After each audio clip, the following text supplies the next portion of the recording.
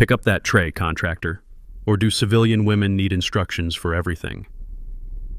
Lieutenant Commander Bryce Kellner stood in the center of the DFSC, his voice carrying across 250 Navy SEALs eating their midday meal. Fluorescent lights hummed overhead. The smell of grilled chicken and industrial coffee hung thick in the recycled air. Conversations died at nearby tables.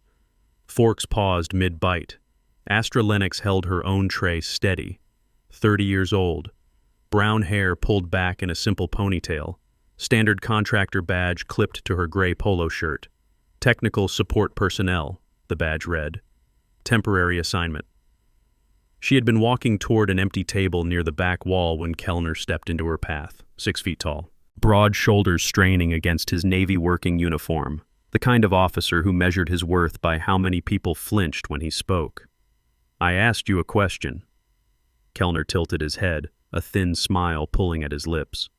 "The officer's table needs another tray of water bottles. Since you're already carrying something, might as well make yourself useful." 73 SEALs sat within direct earshot. Another 180 could see the confrontation from their positions throughout the dining facility. The DFSC at Naval Special Warfare Command was never quiet during lunch hour, but right now, silence spread like a pressure wave. Astra met his gaze. Her expression remained neutral, not defiant, not submissive, simply present. "I'm on break," she said. "The galley staff can assist you." Something flickered behind Kellner's eyes, a twitch at the corner of his jaw. Officers like him built their authority on instant compliance. Hesitation was tolerable, questions were manageable, but flat refusal from a civilian contractor, a woman no less, in front of his peers, unacceptable. "On break." He repeated the words slowly, tasting them like something spoiled. "Contractors don't get breaks. Contractors get assignments, and right now, your assignment is to serve that table." He pointed toward a cluster of 4 officers near the window. Lieutenant Derek Holt sat among them, watching with undisguised amusement.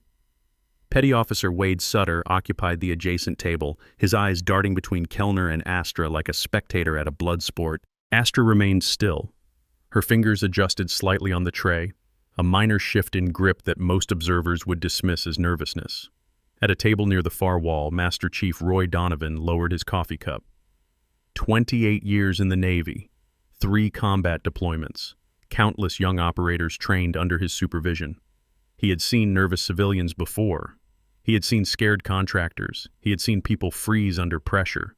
This woman was none of those things. Her grip on that tray was tactical, thumbs positioned for rapid release, weight balanced on the balls of her feet, shoulders loose but ready. Donovan narrowed his eyes.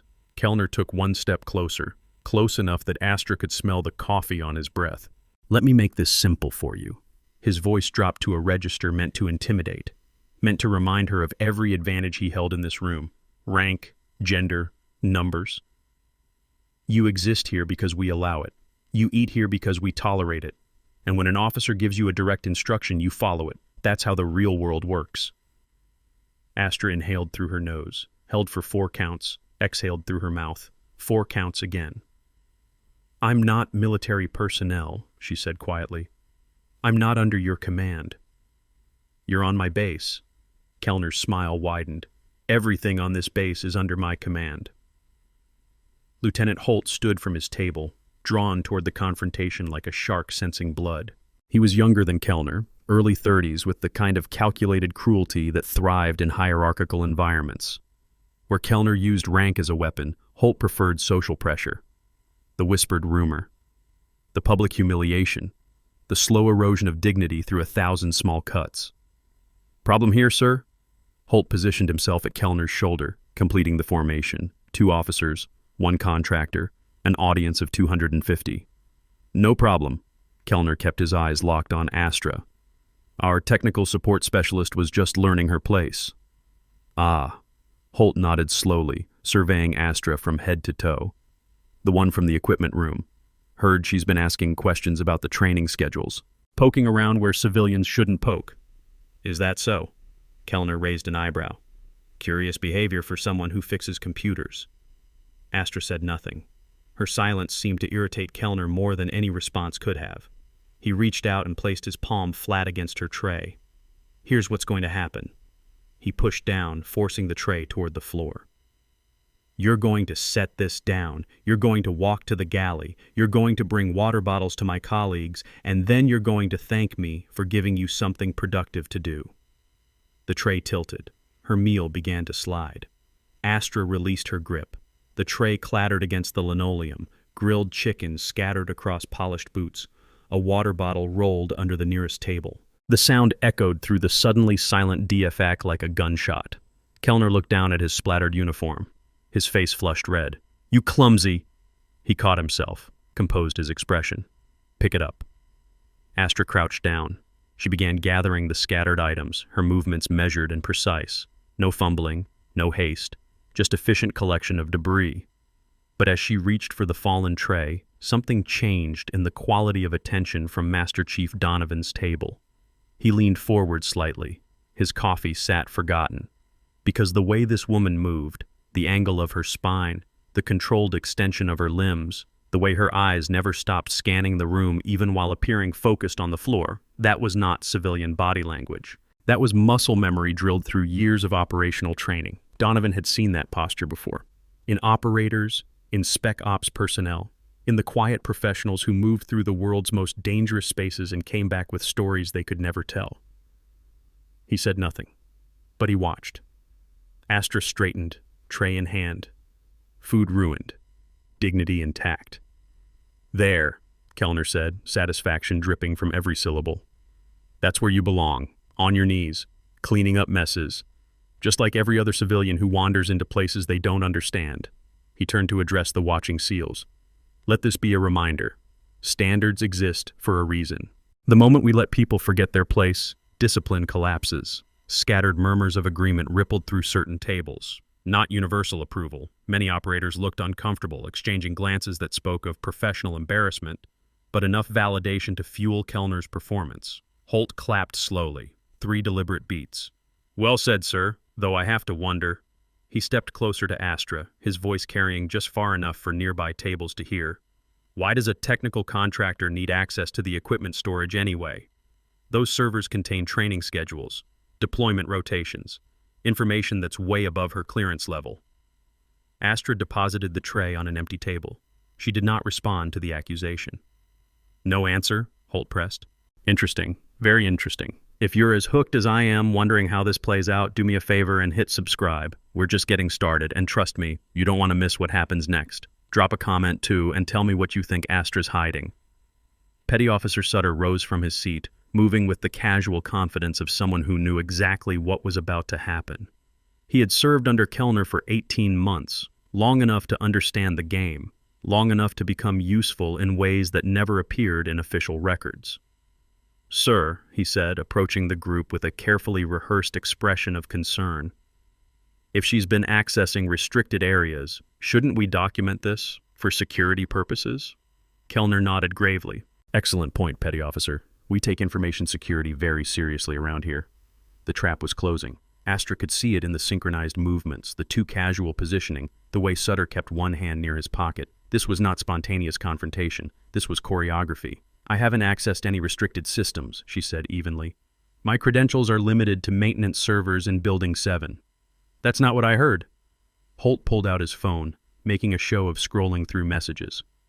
"Got a report this morning. Someone matching your description was seen in the equipment storage area on level 2, right around 0430, before the regular staff arrived. I wasn't there." "Can you prove that?" Silence stretched between them. In the watching crowd, opinions divided along invisible lines. Some operators shifted uncomfortably, recognizing the mechanics of a setup. Others leaned in, eager for entertainment. Chief Warrant Officer Neil Pratt approached from the senior enlisted section. Mid-40s. Permanent scowl etched into weathered features. The kind of man who had built his career on suspicion and survived by trusting no one outside his immediate circle. "What's the situation?" He directed the question at Kellner, ignoring Astra entirely. "Potential security breach, Chief." Kellner kept his tone professional now, the earlier mockery replaced by studied concern. "This contractor may have accessed classified training materials without authorization." Pratt turned his scrutiny toward Astra. His eyes moved across her face, her posture, her hands, looking for tells, looking for weakness. "Contractors don't belong in secure areas," he said flatly. Period. If she was there, that's a violation. If she wasn't, she needs to account for her whereabouts during the time in question. I was in my quarters. Astra's voice remained level. Alone. No witnesses then. Pratt's scowl deepened. Convenient. Sutter chose that moment to stumble. His shoulder bumped against Astra's arm, a contact so brief it could have been accidental. In the same motion, his hand brushed past her jacket pocket. She felt the weight immediately. Something small and metallic pressed into the fabric. Her pupils contracted slightly. The only visible reaction, she understood now, not just harassment, evidence planting, a frame within a frame. I think we should search her. Sutter stepped back, his expression arranged into helpful concern. Just to be safe. If there's nothing to hide, she won't mind. Kellner pretended to consider this. That seems reasonable, Chief? Pratt nodded. Standard security protocol. If a civilian is suspected of unauthorized access, we have the right to conduct a search. This is harassment. Astra kept her hands visible, palms open. I'm filing a formal complaint. File whatever you want. Kellner's smile returned, sharper now. After the search. He reached for his radio. MP Station, this is Lieutenant Commander Kellner at DFAC North, requesting 2 officers for a security search of civilian personnel. Priority routine. The radio crackled acknowledgement. 2 minutes out. Astra calculated options. 250 witnesses. 4 hostile officers. Unknown number of sympathizers versus skeptics in the crowd. Physical resistance would confirm their narrative of guilt. Compliance would allow them to find planted evidence. Neither path led anywhere good. At his table, seaman apprentice Theo Vance gripped his fork hard enough to bend the plastic. 22 years old, 3 months into his first assignment, too junior to speak, too decent to stay silent. He had seen it. The bump, the hand movement, the way Sutter's fingers dipped and emerged just a fraction heavier. Vance opened his mouth. The SEAL beside him, a veteran with 11 years of service, placed one hand on his arm, shook his head once. The message clear. Not your fight, not your career to risk. Vance closed his mouth. His jaw clenched. 2 military police officers entered the DFAC, specialist ranks, young but professional. They approached Kellner with appropriate deference. Sir, you called for a security search? This contractor, Kellner gestured toward Astra, suspected of unauthorized access to classified materials. Need you to conduct a standard search. The MPs exchanged a brief glance. Protocol was protocol. They had no authority to question an officer's request. Ma'am, the first MP addressed Astra directly, please extend your arms. This will only take a moment.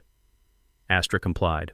Arms out, palms up, posture radiating cooperation. The second MP began the pat-down. Professional, by the book. Starting at the shoulders, moving down the torso. He stopped at her jacket pocket. There's something here. Kellner's expression shifted into theatrical concern. What is it? The MP reached in. His fingers emerged holding a small component. Black metal housing, green circuit board visible through transparent casing. The kind of specialized electronics that appeared on classified inventory lists. Looks like a signal processor module. The MP turned it over, checking for markings. These are restricted items, Building 7 equipment storage. Murmurs erupted throughout the DFAC. Accusations became confirmation. Suspicion became certainty. The narrative solidified in real time across 250 minds. Well, Kellner's voice carried righteous vindication. It seems our concerns were justified. Astra stared at the component. Her face betrayed nothing. That's not mine. It was in your pocket. Holt stepped forward, positioning himself for maximum visibility. In your pocket, in a secure military facility, with your hands caught in the cookie jar. Someone put it there. Of course. Kellner nodded with exaggerated sympathy. Someone else, always someone else. Never accountability, never personal responsibility. This is exactly the problem with civilians in operational environments. Chief Pratt moved to flank Astra's opposite side. I'm recommending immediate detention pending investigation. If she's been stealing classified equipment, who knows what else she's compromised. Agreed. Kellner reached for Astra's wrist. Let's not make this harder than it needs to be. His fingers closed around her forearm. And Master Chief Donovan stood. The movement drew attention. Donovan rarely stood during meals, rarely inserted himself into drama. His reputation was built on quiet competence, not public confrontation. But he was standing now, walking toward the group with measured steps, his coffee cup left behind on the table. "Hold on," his voice carried natural authority. 28 years of service compressed into 2 words. Kellner's grip loosened slightly. "Master Chief, is there a problem?" "Maybe." Donovan stopped 3 feet from the group, his eyes fixed on Astra, not accusatory, evaluating. "Before we drag a civilian into custody based on a pocket search, I'd like to understand the chain of events." "The chain of events is clear." Pratt crossed his arms. "She was in restricted areas. We found restricted equipment on her person, open and shut." "Was she observed in restricted areas? Directly observed?" Silence. "Lieutenant Holt mentioned a report," Kellner said carefully. "Someone matching her description." "Someone matching." Donovan repeated the words slowly. "Not positive identification, not security footage, someone matching." "The evidence is in her pocket, Master Chief." Holt's tone carried an edge of impatience. "What more do you need?"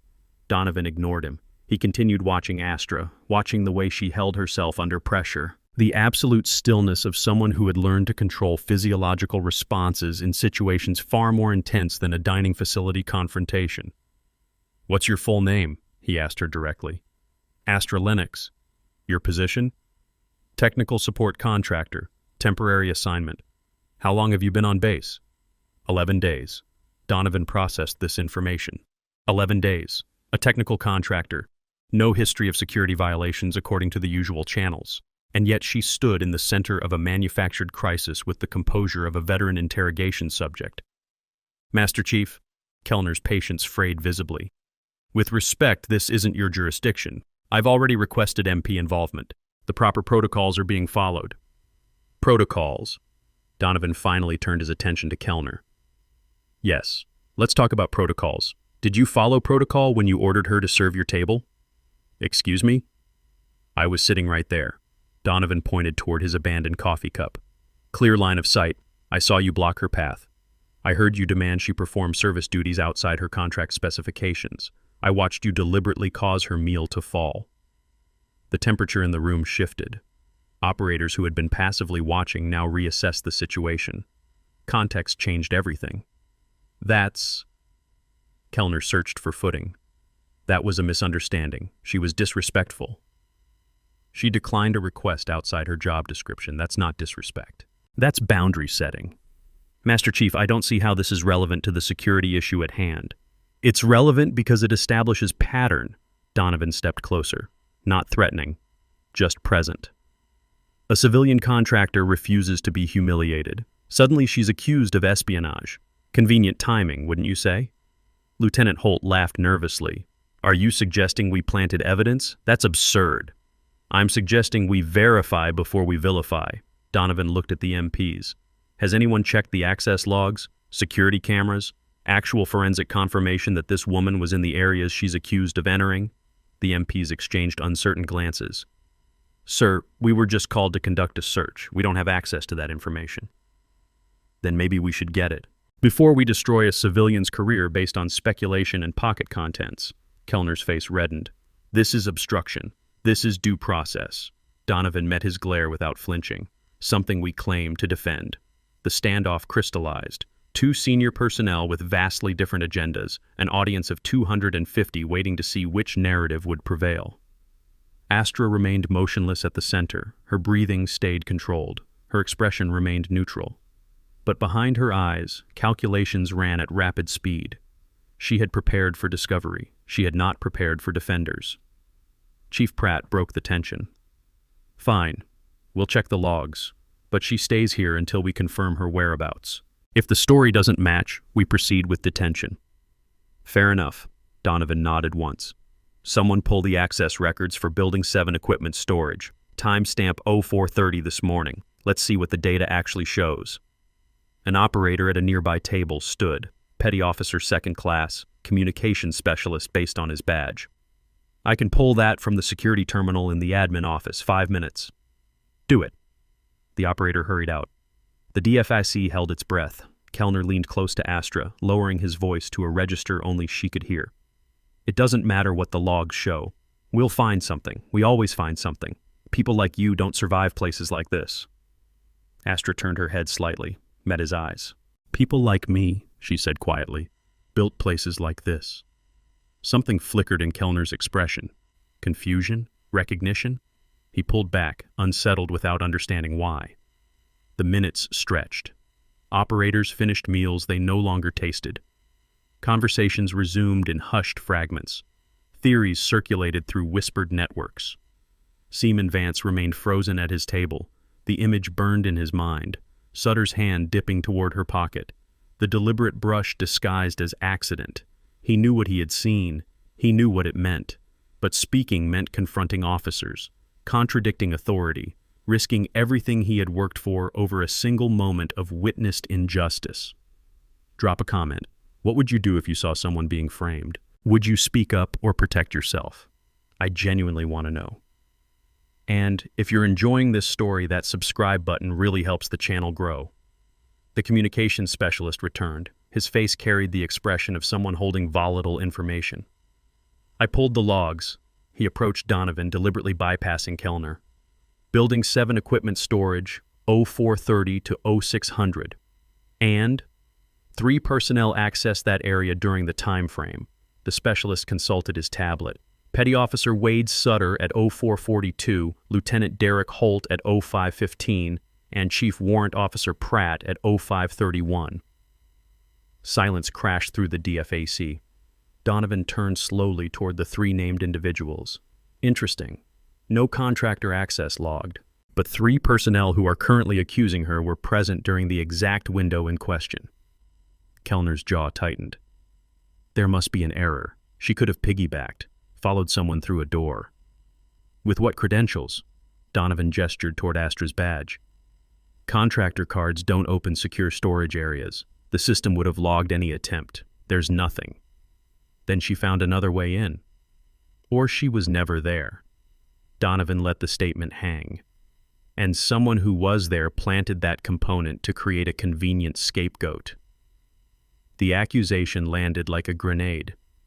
Operators throughout the DFAC began reassessing positions. The narrative that had seemed so clear moments ago now fractured into competing possibilities. Lieutenant Holt stepped forward, aggression masking uncertainty. This is character assassination.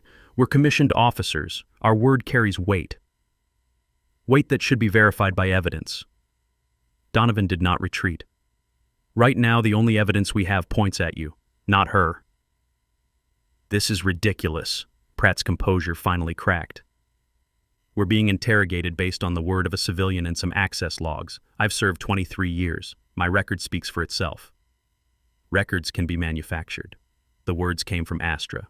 Every head turned. She had not spoken during the entire exchange of evidence, had not defended herself beyond initial denials.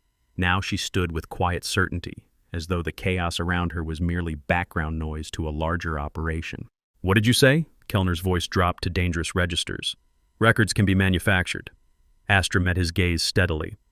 Accusations can be coordinated, evidence can be planted, but the truth has a way of surfacing, usually when the people hiding it feel most secure. Is that a threat? It's an observation. Kellner moved toward her. 2 steps. 3. His hand raised, not quite a fist, but close. You have no idea who you're dealing with. Astra did not step back. I know exactly who I'm dealing with. The words carried weight that exceeded their content. Donovan heard it. A few senior operators heard it. Something beneath the surface. Something waiting. One of the MPs cleared his throat. Sir, given the conflicting evidence, I'm not comfortable proceeding with detention without further investigation. We should escalate this to the security officer. I am the senior officer present. Kellner did not break eye contact with Astra. I'm making the call. With respect, sir, detaining a civilian without clear evidence could create liability issues. If the logs don't support the accusation, and she files a complaint, let her file. Sir. The second MP joined his colleague. We need to document this properly. If you want to proceed, we'll need your authorization in writing, with witnesses. Kellner hesitated. Written authorization meant accountability. Paper trails meant exposure. If the frame collapsed under scrutiny, his signature would be the anchor dragging him down. Fine. He stepped back. She's confined to quarters pending investigation. No access to any facility beyond her assigned building. MPs will escort her.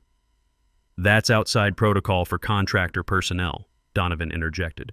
You don't have authority to confine civilians without base commander approval. Then I'll get approval. Captain Ashford is off base until 1400. You'll have to wait. Kellner's frustration boiled visibly beneath his professional mask. Every obstacle, every delay, every procedural technicality that prevented him from eliminating the problem standing in front of him. Astra watched his struggle with detached interest, like a scientist observing a predictable reaction in a controlled experiment.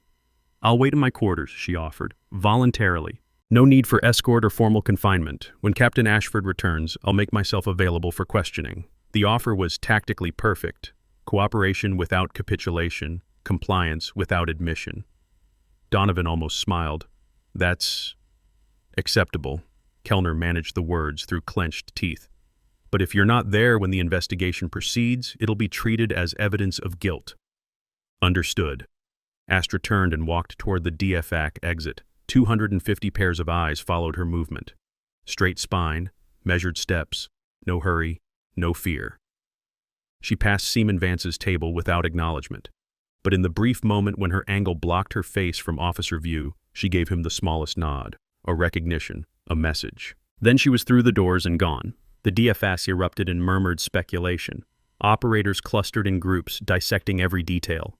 Opinions fragmented along predictable lines. Loyalty to officers versus suspicion of convenient accusations. Career preservation versus abstract principles of fairness. Kellner watched the exit where Astra had disappeared. His expression suggested unfinished business, interrupted agenda, plans requiring revision. This isn't over, he said quietly to Holt. Not by a long shot, Holt agreed. She knows something. Did you see the way she looked at us? I saw it. We need to move faster, before Ashford gets back. Kellner nodded slowly. Get Sutter. Meet me at Building 7 in 30 minutes. If she won't give us a reason to remove her, we'll create one. The three officers dispersed through separate exits. Professional distance maintained. Collaboration invisible to casual observers. Master Chief Donovan remained at his table. His coffee had long gone cold. His appetite had evaporated. But his attention stayed fixed on the empty space where Astra Lennox had stood. 28 years of service had taught him to recognize the unusual. The misplaced detail, the behavior that didn't match the cover story, technical support contractor, temporary assignment, 11 days on base. But she had responded to threat like someone who had faced much worse. She had processed information like someone trained to operate in hostile environments. She had controlled her physiological responses like someone who had undergone resistance training. Donovan pulled out his phone, scrolled through old contacts, found a number he had not called in 4 years. He typed a brief message. Need background check on civilian contractor. Name, Astra Lennox. Something doesn't add up. Send. He pocketed the phone and stood. The investigation was no longer about a planted component. It was about identity, about the gap between what appeared and what existed. And Donovan had a feeling that gap was about to crack wide open. Outside the DFAC, Astra Lennox walked the covered pathway toward Building 7. The afternoon sun cast long shadows across the concrete. The California air carried salt from the distant Pacific. She did not look back at the dining facility, did not check for surveillance, did not alter her pace or demeanor. 11 days. That was how long she had maintained cover. 11 days of serving coffee, fixing printers, submitting reports that said exactly nothing while observing everything. 11 days of letting Lieutenant Commander Bryce Kellner reveal his connections, his patterns, his vulnerabilities. The planted component was unexpected. Accelerated timeline, but not unmanageable. She had come to this base with a mission that began 4 years ago in a desert compound 8,000 miles away, a mission that ended with 9 bodies and 1 survivor. Astra reached into her pocket, not the one that had held the planted evidence, the other side. Her fingers closed around cold metal, a challenge coin, unmarked on the surface. But the serial number etched into its rim corresponded to exactly 1 entry in a classified database. Shadow 6. Disavowed. Non-existent. She had worn their contempt like armor for 11 days. Let them mock, let them underestimate, let them feel so secure in their superiority that they stopped watching their own vulnerabilities. The man who betrayed her unit was on this base. The evidence she needed was within reach, and the officers who had just tried to frame her had no idea they were performing exactly according to plan. Astra allowed herself one small smile, brief, private, gone before anyone could witness. Then she entered Building 7, closed the door behind her, and began preparing for the next phase. The hunt was not over. It was just beginning. In the DFACs, Seaman Vance stared at his untouched food, the image replayed in his mind. Sutter's hand, the planted evidence, the accusation that had nearly destroyed an innocent woman. He had seen it. He knew the truth. And he had said nothing. The veteran beside him clapped his shoulder.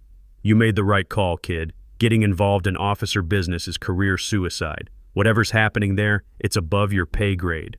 Vance nodded mechanically, but the words felt hollow. The justification felt thin. He had joined the Navy to serve something larger than himself, to stand for principles that mattered, to be part of something honorable. Today, he had watched injustice unfold and chosen self-preservation over integrity. The food tasted like ash. The uniform felt heavier than it had that morning. Somewhere in this base, a woman he did not know was being hunted by men who had already demonstrated their willingness to fabricate evidence, and he held information that could help her. Vance pushed his tray away, stood, walked toward the exit. He did not know what he would do next, did not know if courage would outweigh fear when the moment came. But he knew one thing with absolute certainty. This story was not finished, not even close. The afternoon shadows lengthened across Naval Special Warfare Command. In Building 7, Astra Lennox reviewed encrypted files on a hidden partition of her personal device. In the officers' quarters, Kellner coordinated with Holt and Sutter for their next move. In the communications center, Master Chief Donovan waited for a response to his background inquiry. And in a junior enlisted barracks, Seaman Apprentice Theo Vance sat on his bunk, holding his phone, trying to decide whether truth was worth the cost of speaking it. The pieces were in motion. The players had revealed their positions. The trap was set, though which side had set it remained unclear. What happened next would determine whether justice prevailed or power protected its own. One thing was certain. When the truth finally surfaced, nothing on this base would ever be the same. The communications specialist returned to the DFAC. His face carried the expression of someone holding volatile information. 250 SEALs watched him approach. Conversations had resumed in hushed fragments, but every eye tracked his movement toward Master Chief Donovan. "I pulled the logs." He deliberately bypassed Kellner, addressing Donovan directly. "Building 7 equipment storage, 0430 to 0600. And 3 personnel accessed that area during the time frame." The specialist consulted his tablet. Petty Officer Wade Sutter at 0442, Lieutenant Derek Holt at 0515, and Chief Warrant Officer Pratt at 0531. Silence crashed through the DFAC like a detonation. Donovan turned slowly toward the 3 named individuals. "Interesting. No contractor access logged. But 3 personnel who are currently accusing her were present during the exact window in question." Kellner's jaw tightened. "There must be an error. She could have piggybacked, followed someone through a door." "With what credentials?" Donovan gestured toward Astra's badge. "Contractor cards don't open secure storage areas. The system would have logged any attempt. There's nothing." Then she found another way in. "Or she was never there." Donovan let the statement hang, and someone who was there planted that component to create a convenient scapegoat. The accusation landed with devastating precision. Operators throughout the DFAC began reassessing positions. The narrative that had seemed so clear moments ago now fractured into competing possibilities. Lieutenant Holt stepped forward, aggression masking uncertainty. "This is character assassination. We're commissioned officers. Our word carries weight. Weight that should be verified by evidence." Donovan did not retreat. "Right now, the only evidence we have points at you, not her." "This is ridiculous," Pratt's composure cracked. "We're being interrogated based on the word of a civilian and some access logs." Kellner had heard enough. The situation was spiraling beyond his control. Every second of delay allowed more questions to surface, more doubts to form, more witnesses to reconsider their assumptions. He needed to end this, now. "Enough." His voice cut through the murmurs. This woman is a security threat. The evidence was found on her person. We're detaining her immediately. He stepped toward Astra. His hand shot out and grabbed her wrist with bruising force. You're coming with us, willingly or otherwise. Astra did not resist, did not pull away, simply stood with absolute stillness as his fingers dug into her forearm. Let go. Her voice remained calm, almost gentle. Or what? Kellner twisted her arm, forcing her to turn. His other hand reached for the restraints on his belt. You'll file a complaint? Report me to someone who cares? He yanked her arm upward, positioning for the cuff. The fabric of her sleeve tore. The sound was small, insignificant, lost in the ambient noise of the dining facility. But what emerged from beneath the ripped cotton was anything but insignificant, black ink on pale skin. A triangle containing 3 parallel lines. Below it, a serial number in military block font. 8 digits that corresponded to exactly one classified database in the entire Department of Defense. Kellner's grip loosened. His face cycled through confusion, recognition, and something that looked remarkably like terror. The DFAC went absolutely silent. Not quiet. Silent. The kind of silence that follows artillery impact, the kind that precedes earthquakes. Someone's fork clattered against a metal tray. The sound echoed like a gunshot. Then another utensil fell, and another. 250 Navy SEALs stared at the tattoo on Astra Lennox's forearm. Most had no idea what they were seeing, but they understood they were witnessing something that would be discussed in whispered conversations for years to come.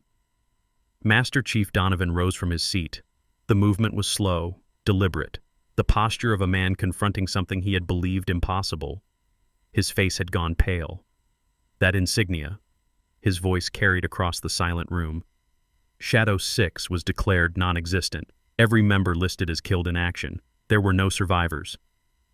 Astra turned to face him. Her torn sleeve hung open, the mark visible to everyone in the room. There was one. The words detonated across 250 minds simultaneously.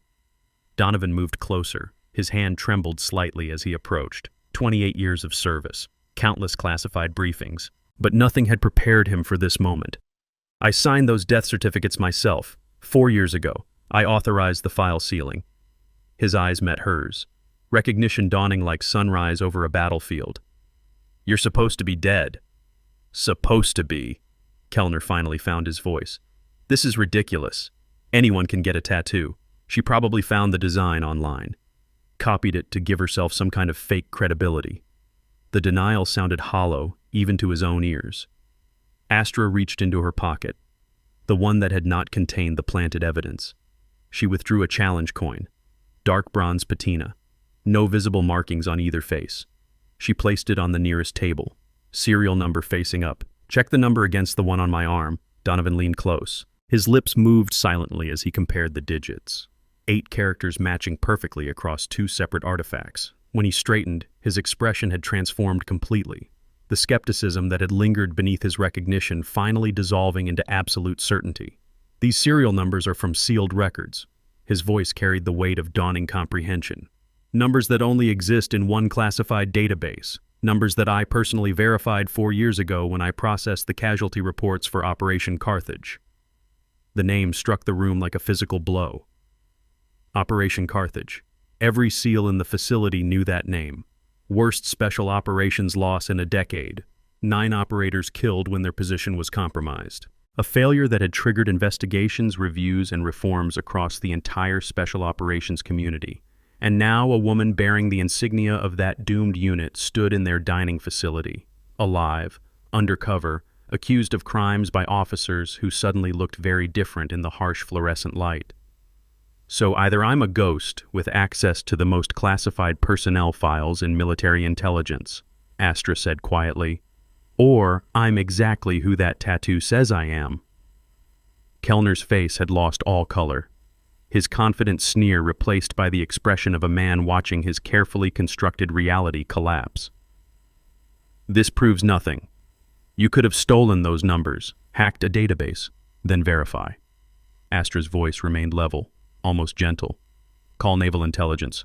Give them the serial. Ask who it belongs to. I'll wait. Donovan pulled out his phone. His fingers moved across the screen with practiced efficiency. "This is Master Chief Donovan, service number 74268. I need verification on a personnel serial from sealed records. Priority immediate." He read the 8 digits. Waited. The DFAC held its collective breath. 250 operators frozen in place. Trays forgotten. Meals cooling. Every sense focused on the drama unfolding before them. 30 seconds passed. 45. A minute. Then Donovan's face shifted, the last traces of doubt evaporating. "Understood. Yes, confirmed." He ended the call, turned to face the room with the gravity of someone delivering news that would reshape everything. "The serial belongs to Lieutenant Astra Lennox, Shadow 6 operative, declared killed in action during Operation Carthage. Status amended to disavowed effective 14 months ago." He paused. "Highest classification level, eyes only." The words landed like artillery shells across the silent dining facility. Lieutenant Holt backed away, his earlier bravado evaporating entirely. Sutter looked physically ill. His role in the framing suddenly illuminated in the worst possible light. Chief Pratt stood frozen, calculating the damage to his own position. And Kellner stood with the expression of a man watching his entire world restructure around a single impossible truth. Donovan turned to the MPs who still flanked Astra. "Stand down." The command carried absolute authority. "Release her immediately." The MPs stepped back without hesitation. The dynamics had shifted too dramatically for them to question orders from a Master Chief who clearly understood something they did not. Astra rolled her torn sleeve higher, let the full tattoo become visible. The unit insignia, the serial number, the mark of an organization that had never officially existed. "You." Kellner's voice emerged strangled. "You've been here for 11 days. Watching us." "Yes." "Why?" Astra retrieved her coin from the table, turned it slowly between her fingers. 4 years ago, my unit was ambushed. 9 operators died. The mission was compromised from inside. Someone sold our coordinates to the enemy. She met Kellner's eyes. "I've spent every day since then hunting the source of that leak." Donovan's expression hardened. "You're saying we have a traitor in this command?" "I'm saying I've found him." Astra's gaze never left Kellner. "The question is whether he's going to confess voluntarily or whether I'm going to have to show everyone exactly what I found." Murmurs erupted throughout the DFAC, 250 operators processing the accusation, the implications rippling outward through professional networks and personal loyalties. Kellner's composure cracked completely. "This is insane. I'm a decorated officer, 15 years of service, multiple commendations. You can't just walk in here and—" "I can do exactly what needs to be done." Astra's voice cut through his protests. "I've spent 11 days documenting your communications, your schedules, your patterns. I know about the encrypted messages to external contractors. I know about the payments routed through offshore accounts. I know about the training data you've been selling." The temperature in the room plummeted. Sutter's eyes widened. "Sir, is this true?" "Of course not. She's lying, manufacturing evidence just like we—" Kellner stopped, realized what he had almost admitted. "Just like you manufactured evidence against me?" Astra tilted her head. "That component in my pocket, the false accusation of unauthorized access, the coordinated humiliation campaign designed to discredit a witness before she could testify." "I don't know what you're talking about." Seaman apprentice Theo Vance stood up. The movement drew attention across the DFS, a junior sailor rising in the middle of a confrontation between senior personnel. Career suicide by any conventional measure. But Vance had watched the entire morning unfold, had seen the setup, had witnessed the execution, had chosen silence when courage was required. Not anymore. "I do." His voice came out stronger than expected. "I saw Petty Officer Sutter plant the component. In this room, he bumped into her and put something in her pocket. I watched it happen." Every head turned. Sutter's face drained of color. "That's a lie. He's covering for her." "I have no reason to cover for anyone." Vance stepped into the aisle between tables, junior rank surrounded by senior personnel, career on the line with every word. "I joined the Navy to serve honorably, not to watch innocent people get framed." The testimony shifted the room's gravity. Corroboration from an unexpected source. Witness to the exact act that had nearly succeeded in destroying Astra's cover. Kellner turned on Sutter. "You idiot. I told you to be subtle." The admission hung in the air, recorded by 250 pairs of ears, witnessed by an entire dining facility full of special operators. Kellner realized his mistake too late. "That's not what I meant. I was speaking hypothetically." "Save it." Donovan's voice carried the finality of a cell door closing. "Lieutenant Commander Kellner, you are hereby relieved of duty pending investigation." Petty Officer Sutter, same applies. "Lieutenant Holt, you will surrender yourself to the security officer immediately." "You don't have the authority." "I have exactly the authority I need." Donovan pulled his phone again. "And Captain Ashford will confirm it the moment I reach him." As if summoned by the words, the DFAC doors opened. Captain Leonard Ashford entered with 2 security personnel flanking him. Gray hair cropped close, weathered face carrying the weight of 27 years of command decisions. Word had reached him fast. Word always traveled fast when officers accused of treason were involved. He surveyed the room, took in the tableau. Kellner pale and sweating, Sutter looking for exits, Holt attempting invisibility, 250 operators frozen in place, and a woman with a torn sleeve bearing an impossible tattoo. "Someone want to explain why my base just became a crime scene?" Donovan stepped forward. "Sir, we have a situation that requires immediate secure communication with naval intelligence. Classification level above my clearance." "Above your clearance?" Ashford's eyebrows rose. "Master Chief, you've got access to nearly everything short of nuclear codes." "Yes, sir, and this is above that." Ashford's gaze shifted to Astra, studied her torn sleeve, the exposed tattoo, the serial number visible beneath the unit insignia. His expression flickered, recognition buried beneath decades of practiced neutrality. "Kellner, Sutter, Holt, Pratt, Conference Room B now. Security escort." The command allowed no discussion. "Master Chief, this woman, my office. Everyone else, finish your meals and clear out. This facility is secured for the next 2 hours." The DFACs began to empty, 250 operators filing out in organized chaos, conversations already erupting, the story spreading through the command like wildfire through dry brush. If this story has you on the edge of your seat, share it with someone who loves a good military thriller. Drop a comment and tell me what you'd do in Vance's position. Would you speak up? And if you haven't subscribed yet, now's the time. The ending is coming fast. Captain Ashford's office carried the weight of decades. Commendations lined the walls. Photos documented deployments across 3 continents. The desk held the organized chaos of active command. Ashford sat behind that desk now. Donovan stood at parade rest near the door. Astra occupied the single chair facing the captain. "Shadow 6. Ashford spoke the words like a prayer for the dead. "I attended the memorial service, watched the families receive folded flags." He leaned forward.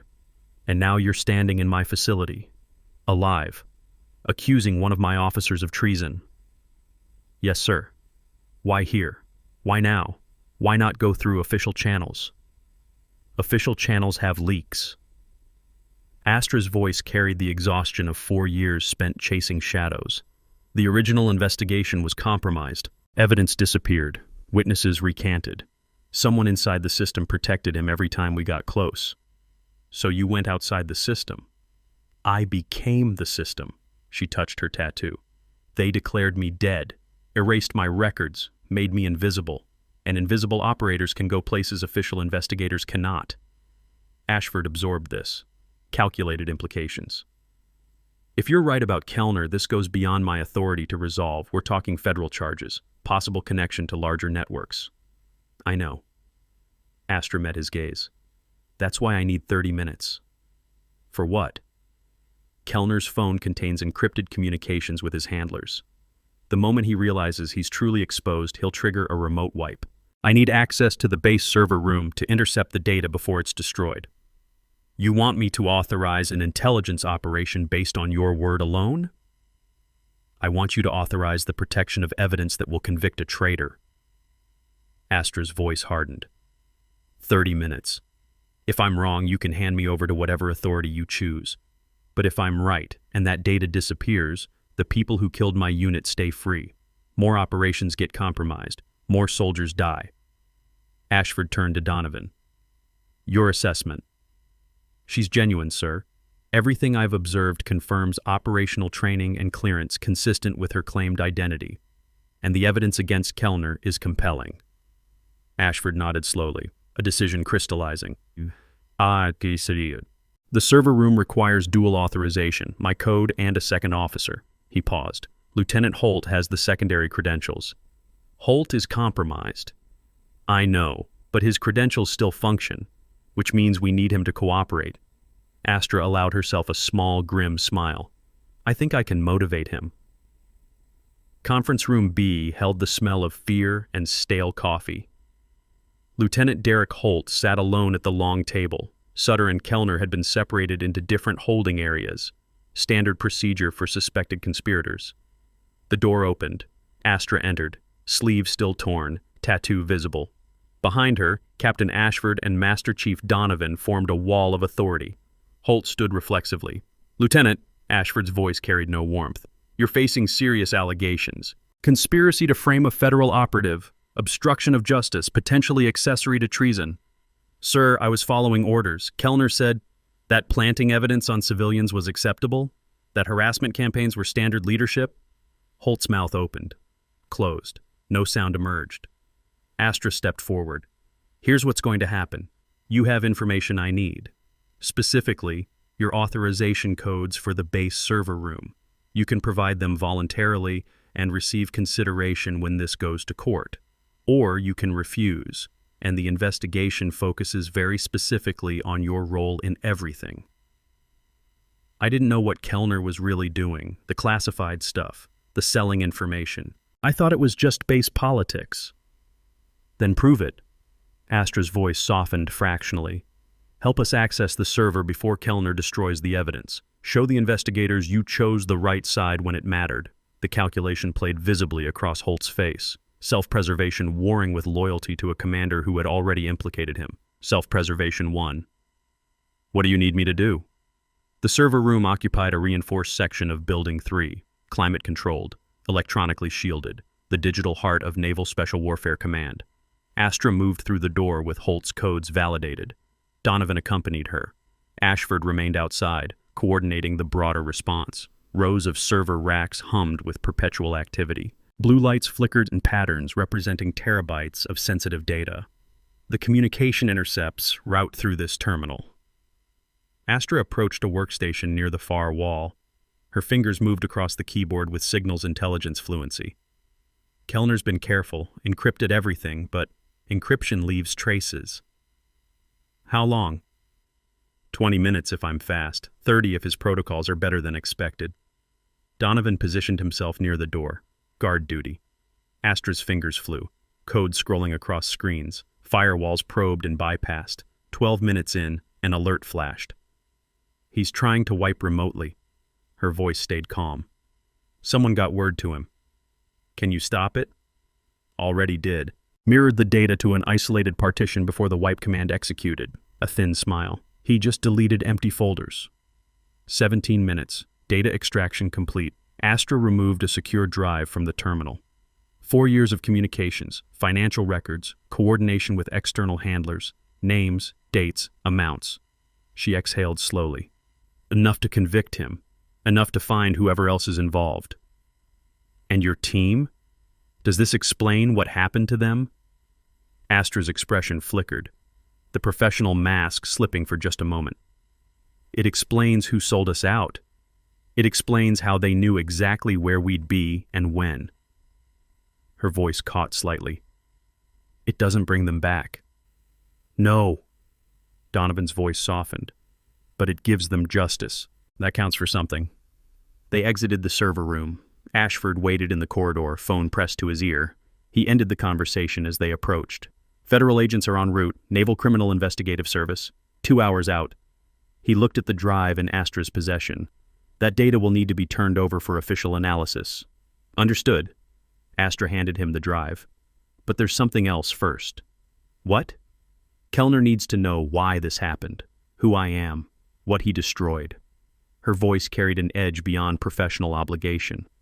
I want 5 minutes with him, supervised, no contact, just words. Ashford considered the request.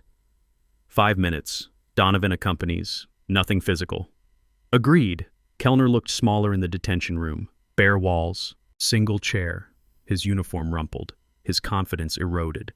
He looked up when Astra entered, Donovan behind her, the door closing with institutional finality. Come to gloat? His voice carried the ghost of earlier bravado. Astra pulled a chair from the corner, positioned it 3 feet from where he sat. Do you remember Operation Carthage? The question caught him off guard. Everyone remembers Carthage. Worst special operations loss in a decade. 9 operators killed when their position was compromised. Do you remember how it was compromised? Kellner's expression flickered. A tell. Microscopic but visible. Intelligence failure. That's what the report said. Intelligence failure. Astra repeated the words slowly. That's what they told the families. That's what they told Congress. A sterile phrase that meant nothing and protected everyone. She leaned forward. But you know what really happened. Because you made it happen. I don't know what you're talking about. You sold the coordinates, routed the information through cutouts to a hostile contractor network, collected payment through offshore accounts. Astra's voice remained level. 9 people died because you wanted money. My team. My family. Kellner's composure cracked, the denials dying before they reached sound. You can't prove any of that. I already have. The data's been extracted. Every communication, every transfer. That evidence is inadmissible. Your lawyers will have their hands full explaining 23 separate felonies. Astra cut through his deflection. But I didn't come here to discuss legal strategy. Then why? Astra was silent for a moment. When she spoke again, her voice carried something quieter and more devastating. I came to tell you their names. Kellner blinked. What? The people you killed. You probably never learned their names. They were just coordinates to you. Astra's eyes held his. Chief Warrant Officer James Reeves. He had a daughter. She was 6 years old when she stopped having a father. Stop. Sergeant First Class Maria Santos. Her mother received a folded flag and no explanation. I said stop. Petty Officer David Chen, Staff Sergeant Robert Huang, Lieutenant Junior Grade Patricia Walsh, Technical Sergeant William O'Brien, Senior Airman Jennifer Martinez, Master Sergeant Thomas Jackson, Chief Petty Officer Amanda Brooks. 9 names, 9 lives, 9 futures erased for money. Kellner's head dropped. His hands trembled. I didn't know it would. You didn't know betraying their position would get them killed? Astra's voice sharpened. You didn't understand that selling coordinates to hostile forces might result in an ambush? It wasn't supposed to be like that. They told me it was just intelligence exchange. Intelligence exchange. The contempt in Astra's voice could have stripped paint. Is that what you told yourself? When the families cried? When you watched colleagues mourn people you murdered? I didn't murder anyone. You gave their locations to people who did. Astra stood. That's the same thing. She walked toward the door, paused with her hand on the handle. I spent 4 years becoming a ghost to find you. 4 years of letting people like you dismiss me as worthless. She turned to look at him one final time. I wore your contempt like armor.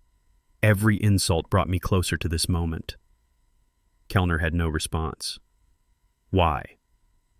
The word emerged broken. Why not just report me through channels? Because traitors only reveal themselves when they think no one is watching, and because 9 people deserved better than a compromised investigation that would let you walk free. She stepped through. Donovan followed. The door sealed behind them. Outside Building 3, the sun descended toward the Pacific. Golden light painted the base in colors too beautiful for a day marked by revelation. Captain Ashford stood with Donovan and Astra in a small courtyard. Federal agents confirm receipt of the evidence package. Initial analysis supports everything you documented. They're preparing warrants. For Kellner? For Kellner and 7 others. The network was larger than anyone suspected. Ashford paused. Your investigation may have uncovered one of the most significant breaches in special operations history. Astra absorbed this without visible reaction. What happens now? Now you have choices. The intelligence community wants to debrief you. Your disavowed status can be reversed. There's talk of commendation. Commendation. The word tasted strange. For spending 4 years pretending to be dead? for spending 4 years hunting a traitor that official channels failed to catch. Ashford's expression softened. You achieved what entire task forces could not. Across the courtyard, Seaman Apprentice Vance approached with tentative steps. Sir, he addressed Ashford, but his eyes moved to Astra. I needed to say something. Go ahead. Vance straightened. In the DFAC, when I saw what they were doing, I almost stayed quiet, almost protected myself instead of telling the truth. He met Astra's gaze. I don't know if my testimony mattered, but I wanted you to know that I'll never make that choice again. What you did, standing there and taking it, knowing what you knew, that taught me something about strength I'll carry forever. Astra studied the young sailor. Your testimony mattered. It corroborated the framing, established pattern of behavior, and it showed that not everyone was willing to watch injustice happen in silence.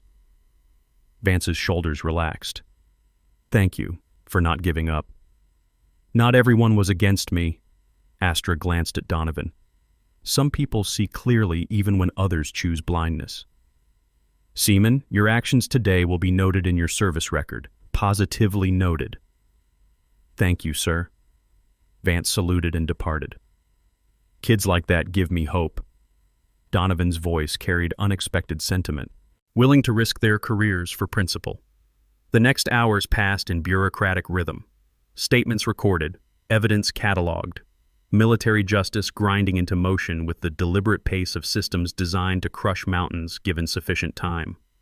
Kellner was transferred to federal custody, hands secured, eyes hollow. The confident officer who had demanded a woman kneel before him now shuffled toward a future measured in prison years. Sutter broke quickly under interrogation. Named names, detailed operations, traded information for consideration that would prove insufficient. Holt's cooperation earned different treatment, still facing charges, but the kind that might result in discharge rather than incarceration. The reward for choosing the right side at the critical moment. Pratt faced administrative review, his role less clear, his future uncertain, the price of following without questioning. And through it all, Astra Lennox sat in interview rooms answering questions, providing context, filling gaps in a narrative that spanned 4 years and cost 9 lives. If you want to see how this ends, subscribe and turn on notifications. We're almost at the finish line. And drop a comment. What do you think happens next? I read every single one. Near midnight, the interviews concluded. Astra walked alone through the base, past darkened buildings and quiet barracks, past the DFS where everything had begun that morning, past the checkpoint where she had first entered 11 days ago. She stopped at the memorial wall near the main gate. Bronze plaques listing names of fallen warriors, operations that could never be discussed, sacrifices never publicly acknowledged. 9 names were not on this wall. Shadow 6 remained classified even in death. Their memorial existed only in sealed files and the memories of those cleared to know they had ever existed. Astra pressed her palm against the cold bronze. I found him. The words emerged as whisper. It took longer than I promised, but I found him. No response came from the metal wall. None was expected. I don't know if this is enough. Justice feels smaller than I imagined. She closed her eyes. But it's something real. Footsteps approached behind her. Donovan. She recognized the cadence without turning. Thought I'd find you here. He stopped beside her, shoulder to shoulder facing the memorial. They're done with you for tonight. Ashford arranged quarters, real quarters. That's kind of him. It's deserved. Donovan was quiet for a moment. I meant what I said earlier, about justice counting for something. I know. And there's something else. He reached into his pocket, withdrew a coin, her coin, the one that had been logged into evidence. I had them release it back to you. Astra accepted the coin, cold metal warming in her palm. Shadow 6 was legendary, even in circles where most legends never get told. Donovan turned to face her. I'm honored to have met one of you. The others were better than me, faster, smarter. Her voice carried distant grief. I survived because I happened to be in the wrong position when the attack came. That's luck. Maybe. Or maybe you survived because you were meant to finish what they couldn't. He stepped back. Welcome back, soldier. Then he walked into the darkness, leaving Astra alone with the memorial. She stood there for a long time, watching stars emerge above the Pacific, listening to the distant sound of waves against the shore. The hunt was over, the traitor caught. Justice served through channels both official and invisible. In the morning, Captain Ashford would announce new security protocols, anonymous reporting channels, mandatory ethics reviews, the institutional response to institutional failure. Seaman Vance would receive a commendation for moral courage, the first of many recognitions in a career that would span decades. Master Chief Donovan would retire 6 months later, satisfied that his final act of service had been supporting truth when truth was inconvenient. Kellner would face trial, 23 federal charges, evidence so comprehensive that his lawyers would eventually recommend a plea deal. 30 years minimum, no possibility of parole for the first 20. Sutter would testify against his former commander in exchange for reduced sentencing. His Navy career over, his reputation destroyed, the price of following orders without questioning their source. The families of Shadow 6 would receive classified briefings, not public acknowledgement. That remained impossible, but private confirmation that justice had been served, that their loved ones had not been forgotten, that someone had kept hunting when the official investigation had failed. 9 families, 9 moments of closure that could never fully heal the wound but might allow it to finally scar over. But as Astra turned to leave, her phone vibrated. A message from an encrypted source. No sender identification, just coordinates and a time. Package intercepted, rendezvous Pier 7, 0300. Astra stared at the screen. The familiar pattern of operational communication, the kind that had defined her life before Shadow 6 was declared dead. Someone knew who she was. Someone wanted to meet.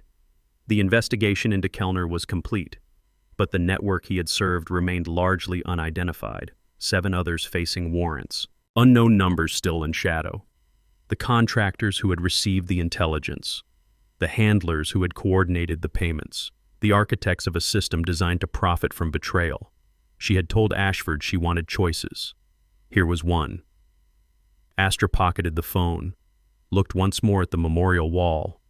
Then she walked toward the base exit, toward Pier 7, toward whatever came next. The mission had changed, but it was not finished, not even close. The access logs for that night would show one anomaly, a 3-minute gap during shift change at the main gate, the kind of discrepancy that happened occasionally in complex security systems. No one would ever determine who erased those 3 minutes, or why. The story of Shadow 6 continued in places no official record would ever capture, written in actions rather than words, measured in justice delivered rather than medals awarded. And somewhere in the darkness between documented and denied, Astra Lennox moved toward her next objective. Because justice, as she had learned, was never loud. It was patient. Every soldier carries a story that few ever hear. Listen with your heart. Thank you for staying and watching. Subscribe to MVB Story for more.